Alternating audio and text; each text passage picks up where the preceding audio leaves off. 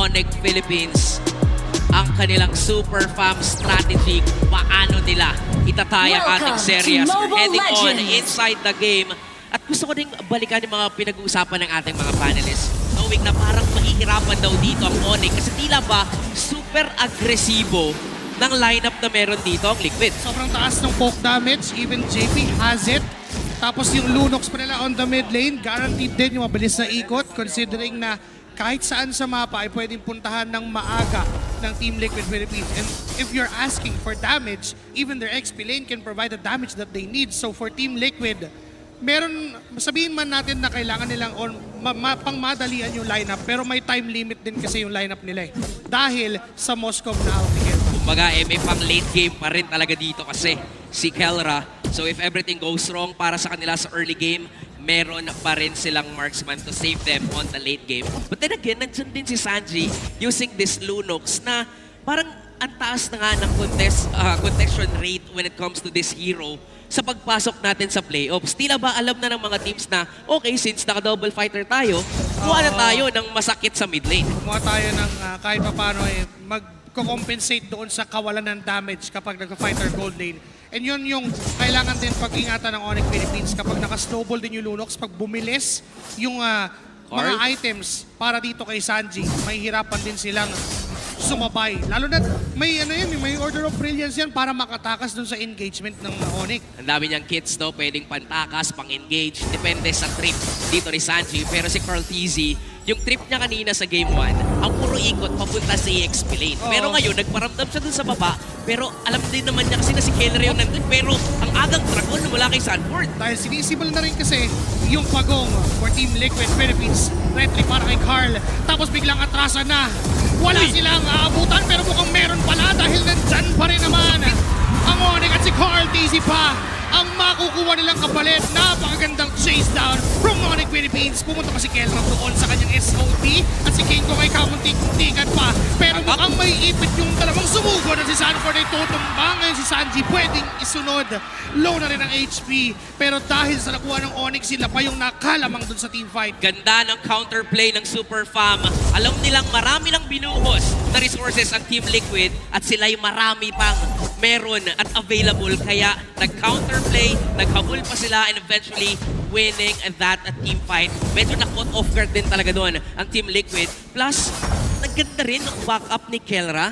Parang alam niya rin kasi na pupunta si Oheb since naka-double fighter nga dito ang Liquid. So hindi siya nagpapatalo. So 1v1 sa rivalry talaga ni Oheb at si Kelra, alam mong ayaw nilang magpapatalo sa isa't isa. Sobrang nag-develop na itong rivalry na to eh. Kung noon, palupitan lang, 1v1 sa lane. Ngayon, dumarating na rin kasi yung pag-usbungan ng fighter gold lanes, dumarating din yung pagsama ng mga gold lanes sa mga kakampi niya. And yun yung nangyayari for TLPH. Malaki yung value na inaasahan nila from Oheb because of the setups din na pwede niyang gawin. Pero meanwhile, on the middle lane, Brusco tried to taunt etong si Sanji. Nagamit yung Order of Brilliance, may info sila na pwede nilang targetin ulit yung mid lane. That is why King Kong nag-aabang sa doon sa right mid bush. Alam mo, in compare with Game 1, ito yung wala sa Onyx PH. Wala silang matinding initiator at wala din silang early damage. Pero ngayon, nandun na lahat eh. Diba? Nandyan si Brusco, nandyan pa nga si Prince na pwedeng kumapya dito ng mga ultis at si Liquid. Dagdag pa natin yung damage ni King Kong plus ni Kirk. Kumbaga yung mga wala sa kanila, present ngayon and magiging present na rin ang Turtle at tila ba mukhang kinalaban din ng Onyx to. Pero nakapwesto na rin ang TLPH. Manggagaling doon sa gitna si Super Prince at si King Kong. Kita naman ni Sanji na may dalawang manggagaling doon ni Carl TZ. Hindi naman siya nagmamadali dito. Alam niya rin na may lamang siya when it comes to the retry battle dahil doon sa innate combo ng Lancelot with Initial Tornos retry. Pero marami pang ginagawang pre-objective team fights ang Team Liquid. Look at Sanford. Sobrang layo niya na nag-zone doon pero babalik sa pagong at si Carl TZ pa rin ang makakuha noon. Low na si JP, hinahabol lang ni Super Prince sa kanyang kinopyang Black Dragon form. Pero si Brusco ay low na rin naman. Walang makukuha ang trade ngayon ng Onyx kaya lalamang ang Team Liquid. Wala rin namang namatay pero ganda kasi nung zone na ginawa ni Sanford. Kung hindi ako nagkakamali, naalala ko may nagbanggit.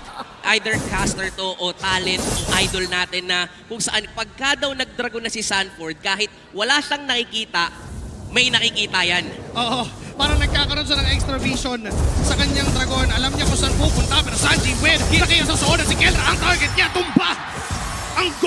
standard. Kaya naman yung Torre ang pwedeng isunod ng Team Liquid Philippines. Ang Team Liquid sa pagpasok ng playoffs, lagi talaga silang naghahanap ng play na kung saan ikakalamang talaga nila. Oo. Ngayon makikita natin kung kanina iba yung trip ni Carl, ngayon iba rin yung trip ni Sanji. Ang trip nila pahirapan sa gold lane si Kelra and si Carl Lito nararamdaman na rin yung tusok nitong Lancelot niya. Tapos si JP, grabe din yung pag-zone out. Tila ba confident talaga ang Liquid sa pagpasok dito sa day 2. At hindi pa yan yung normal na kalid na nakikita natin kasi normally nung pagkatapos ng Project Next o nung kakarating pa lang ng Project Next, yung Fury Hammer yung ginagamit ng mga kalid na first item. This time, it's a Thunderbelt para kay JP. Amplifying pa yung kunat niya at yung kaya niyang gawin sa mga clash. And Kirk, medyo nahigupa ng onting sa essence, kaya naman mapipilitan siyang umatras. And in return, si Sanford ay bumalik yung kanyang buhay, kaya pwedeng mas mag-angas. Pero si King Kong ay nandun, nag-aabang na rin naman. Ididep lang nila yung Torre, at alam din ng Onyx Philippines na hindi tayo pwedeng magpalalim laban sa usong ni Sanford. Tumatahi pa si Carl TZ dito. Talagang mainit ang Team Liquid. And they're on the stampede. Gusto nilang madaliin talaga tong laban against Super Fam.